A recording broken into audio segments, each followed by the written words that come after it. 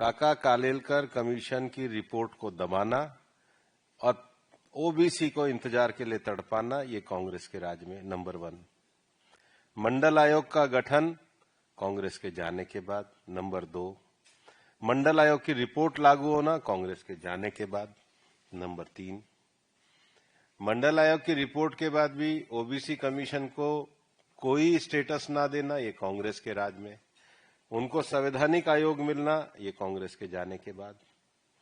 और ईडब्ल्यूएस को भी रिजर्वेशन भारतीय जनता पार्टी ने दिया, कांग्रेस ने नहीं दिया। ना तो ये गरीब के साथ थे, ना ओबीसी के, ना एससी एसटी के।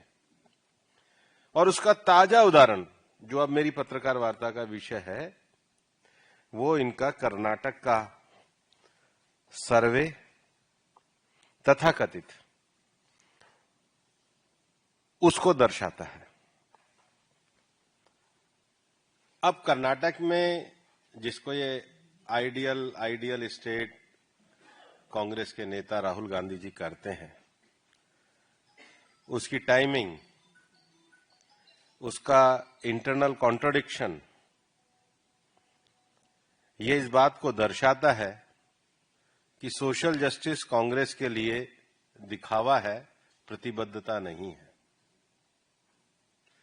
वो ये दिखाता है कि ओबीसी समाज को झांसे में लाना ये कांग्रेस की नीति है, न्याय देना उनका कार्य नहीं है।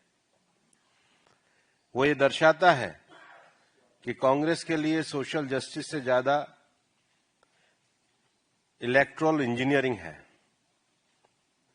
वो ये दर्शाता है कि समाज के अंतिम व्यक्ति के जीवन में परिवर्तन लाने की अपेक्षा डाटा मैनिपुलेशन कांग्रेस की कार्यपद्धति है। वो ये दर्शाता है कि ओबीसी समाज के बहुतायत वर्ग को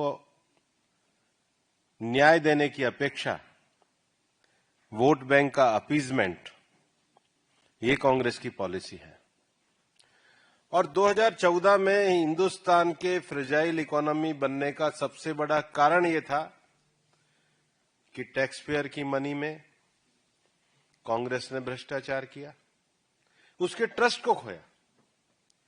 कोई इस बात का जवाब दे कि 165 करोड़ रुपए लगा करके, जिस डेटा को कांग्रेस वाले ही अब गलत कह रहे हैं, तो वो 165 करोड़ रुपए की जवाबदेही किसकी है? जो ओरिजिनल रिपोर्ट 2015 से शुरू हुई, 2024 में सबमिट हुई, इसकी जिम्मेदारी कौन लेगा? या तो फिर ये घूम रहे थे, ये मजे कर रहे थे जो ये करते आए हैं। तो पहला मेरा एलिगेशन है कि कांग्रेस का झूठ उजागर हुआ है। कांग्रेस अपने इतिहास के उसी रास्ते पे चल रही है और ये कर्नाटक की एक्सरसाइज, जो कॉस्टली एक्सरसाइज हुई है, ये आखिर इसका जिम्मेदार कौन है? दूसरा, ये जो रीसर्वे है, ये रीसर्वे नहीं है कांग्रेस का, ये इनका एक पॉलिटिकल कवर है।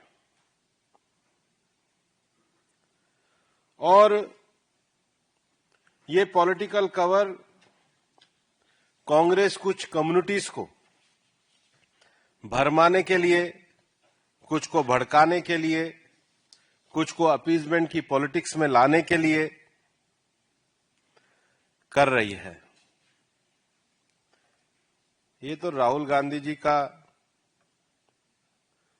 मियर झूठा नारा है कि जितनी आबादी उतना हक। हक तो एक का ही है, वो परिवार का है, बाकी किसी का नहीं है।